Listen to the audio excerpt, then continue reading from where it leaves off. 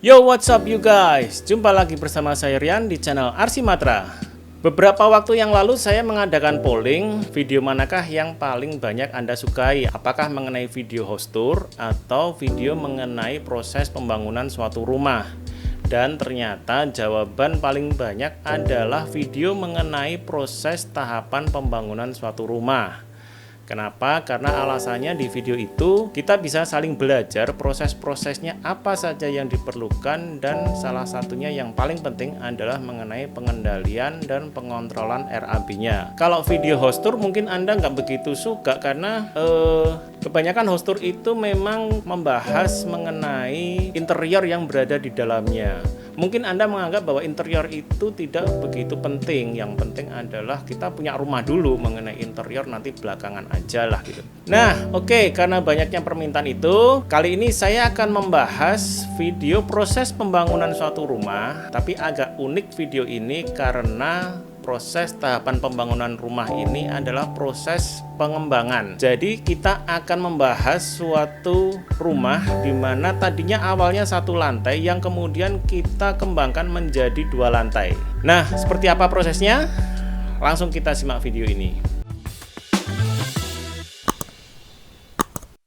Mengenai proses pengembangan suatu rumah, kita bisa melakukan beberapa tahapan. Salah satunya adalah seperti ini. Jadi, apa yang kita miliki adalah satu lantai yang kemudian di tengah perjalanan merencanakan untuk mengembangkan menjadi 2 lantai. Akan berbeda halnya ketika kita sudah merencanakan hal ini jauh-jauh hari sebelumnya. Tapi karena satu dan lain hal, salah satunya adalah keterbatasan mengenai biaya, kemudian kita menyelesaikan pembangunan itu baru lantai pertama saja. Nah, jadi sudah kita lihat rumah sebelumnya dengan satu lantai adalah seperti ini. Nah, ini kelihatan sudah dikoordinasikan para mandor dan ownernya. Ownernya juga sudah siap-siap untuk mengungsi karena memang ini renovasinya cukup besar. Jadi mau tidak mau si pemilik rumah harus keluar. Silakan dipertimbangkan juga itu, direncanakan apakah Anda akan menumpang ke rumah tetangga, menumpang ke rumah kerabat, atau mungkin Anda punya rumah yang lain, atau alternatif lain adalah Anda menyewa rumah sekitar 6 bulan sampai 1 tahun selama proses pengerjaan renovasi rumah ini. Sebelumnya adalah seperti ini rumahnya, lantai satunya bisa kita lihat, kemudian insya Allah bismillah akan kita ubah menjadi 2 lantai seperti ini. Ukuran rumah ini adalah 7,5 meter kali 12 meter. Yang denah lantai satunya terdiri dari carport, 3 kamar tidur, 2 kamar mandi, ruang tamu, ruang keluarga, ruang makan dan dapur, musola, ruang servis, dan taman samping. Untuk renovasi ini, penataan layoutnya berubah menjadi ruang tamu ini akan menjadi area tangga. Lalu kemudian di lantai 2 itu akan bertambah menjadi 3 kamar. Penempatannya kebetulan tepat berada di atas kamar lantai 1. Jadi di atas kamar ada kamar. Plus di atas dapur itu juga ada kamar. Jadi totalnya di lantai 2 ada 3 kamar. Nantinya kita akan memiliki 5 kamar totalnya. Nah, kita keliling sebentar, kira-kira kurang lebihnya seperti ini rumah yang lama yang akan kita ubah menjadi 2 lantai. Oke, kita mulai prosesnya. Bisa kita lihat sekarang sudah muncul adalah pekerjaan persiapan. Pekerjaan persiapan ini relatif ya. Mungkin bisa juga dihilangkan karena persiapan-persiapan sudah tidak kita perlukan. Karena semuanya sudah ada di sini, listrik sudah ada, air sudah ada, gudang penyimpanan pun juga sudah ada. Tukang-tukang pun nyaman di situ. Cuman ya itu, jadi si para tukang yang menginap di situ mau tidak mau harus menggunakan kamar mandi WC. Pekerjaan persiapan keluar biaya kurang lebih Rp450.000. Ini bisa kita abaikan saja ini, dan juga relatif, semoga tidak lebih dari itu, bahkan mungkin bisa dihilangkan. Kemudian masuk ke pekerjaan pembongkaran. Pekerjaan pembongkaran ini adalah salah satu pekerjaan yang tidak bisa kita pastikan biayanya. Angka atau nilai 12,6 juta ini hanya meliputi pekerjaan tenaga kerja saja. Jadi ini tidak mencakup kepada pengadaan material. Karena memang namanya pekerjaan pembongkaran, jadi kemungkinan memang tidak ada pembelian material apapun di sini. Bisa dibilang cukup tinggi karena pekerjaan pembongkaran ini pun juga meliputi pembuangan puing-puing keluar dari proyek. Jadi pengeluaran puing-puing ini pun juga membutuhkan biaya moving out. Nah, proses pembongkaran ini diharapkan bisa dijaga kehati-hatiannya supaya material-material itu bisa kita gunakan lagi untuk di lantai 2. Setelah dinding kita bongkar, kemudian kita mulai menggali pondasi.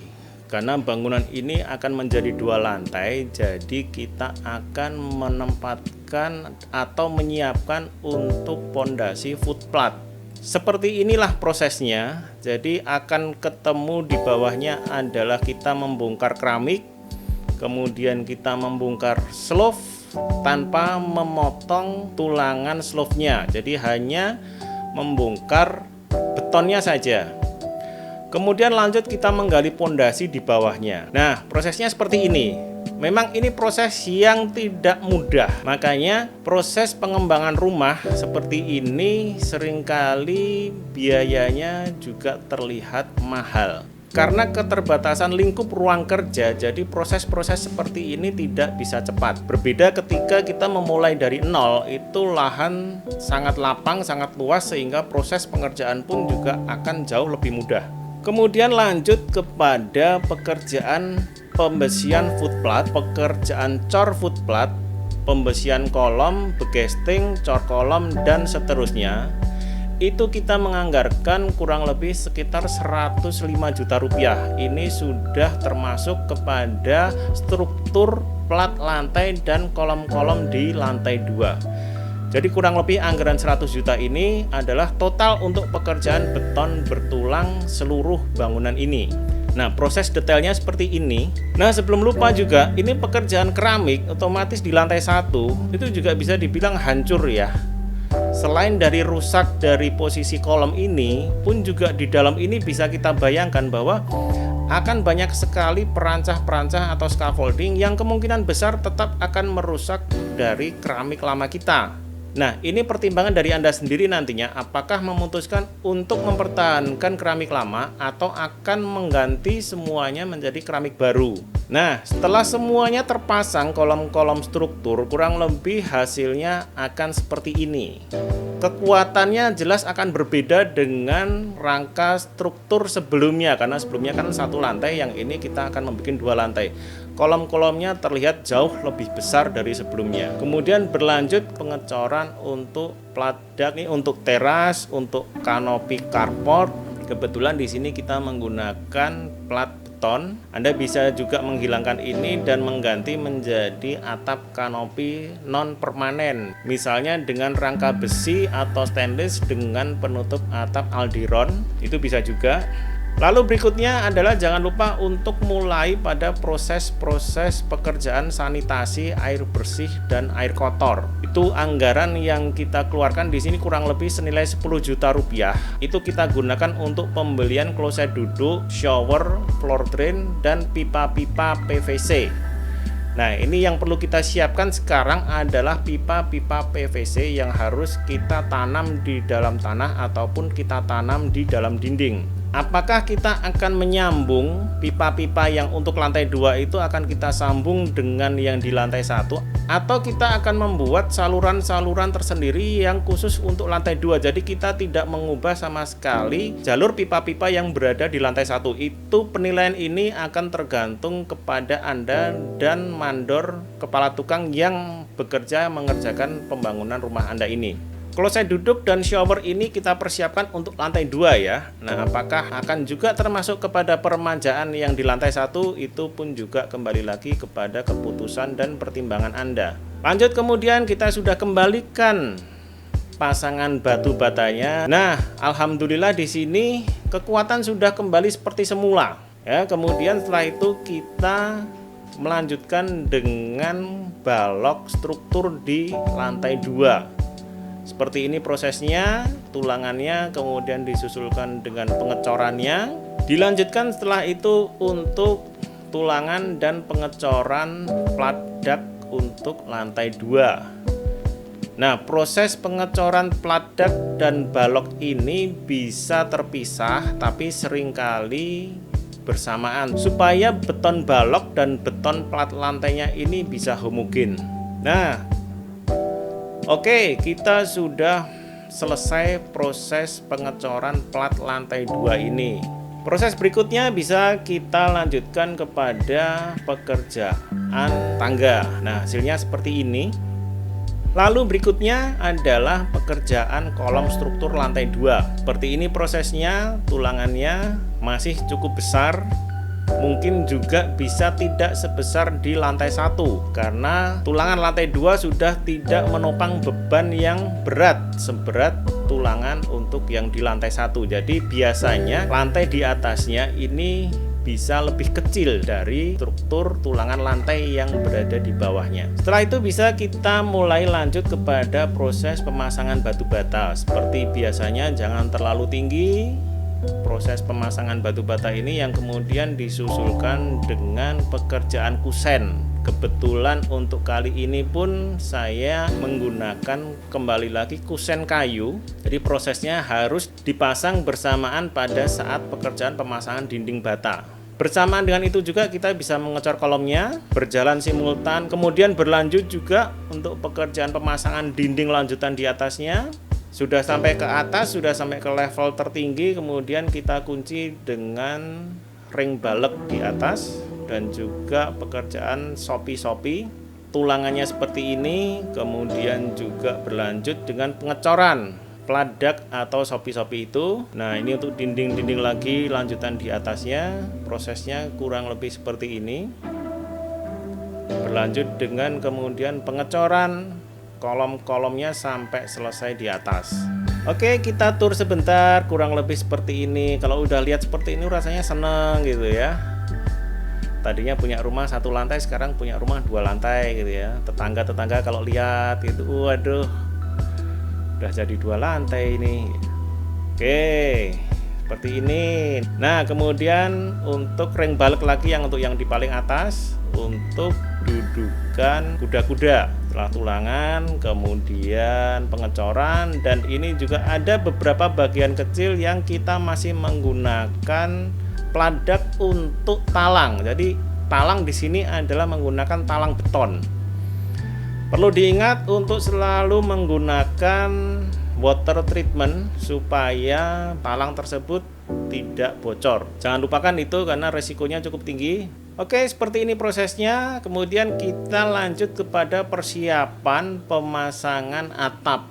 Nah, karena atap ini yang kita rencanakan tadi itu menggunakan atap yang sama persis dengan apa yang kita miliki sebelumnya. Jadi diharapkan semoga saja tidak terjadi kerusakan-kerusakan yang berarti pada saat proses pembongkaran.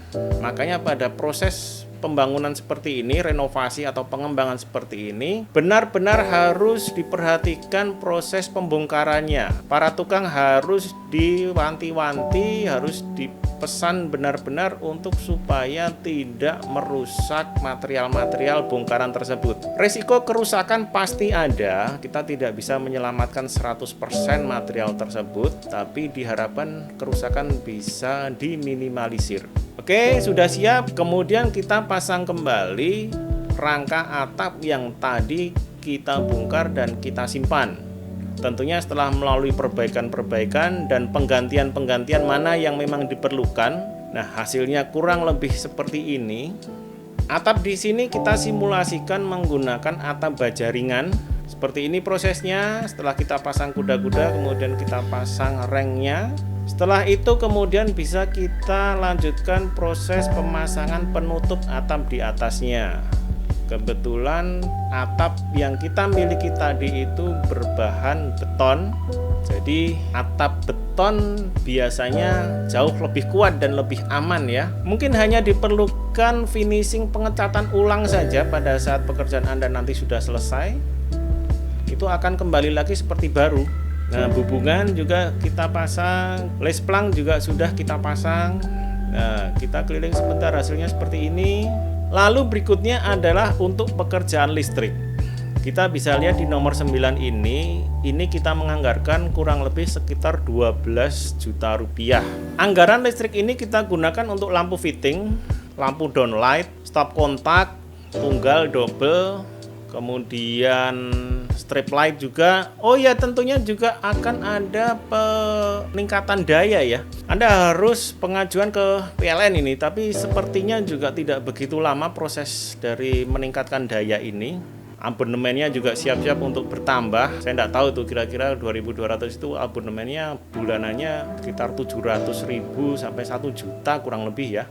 Kemudian kita masuk kepada pekerjaan-pekerjaan finishing, mulai ke plesteran, acian, dan juga muncul pekerjaan cat dinding untuk eksterior. Nah, di sini kita munculkan untuk pekerjaan fasad itu di item nomor 10 itu menghabiskan biaya sekitar 9 jutaan. Karena itu hanya digunakan untuk pekerjaan pemasangan railing dan ornamen-ornamen fasad. Apakah kita akan menggunakan batu alam atau conwood? Nah, itu tergantung dari pemilihan material Anda. Kemudian berlanjut kepada pekerjaan pemasangan plafon dan lantai.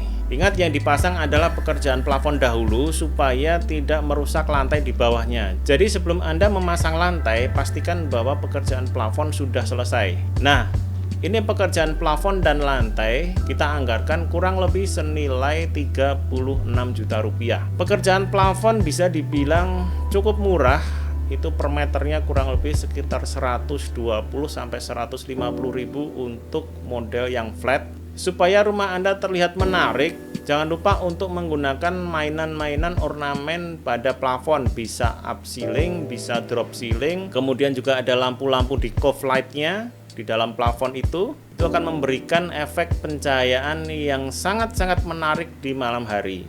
Pekerjaan lantai relatif, apakah Anda akan menggunakan 30-30, 40-40 atau Anda akan menggunakan granit. Nah, yang mahal tentunya granit karena per meter sendiri kurang lebih sudah sekitar 200 sampai 300 ribu.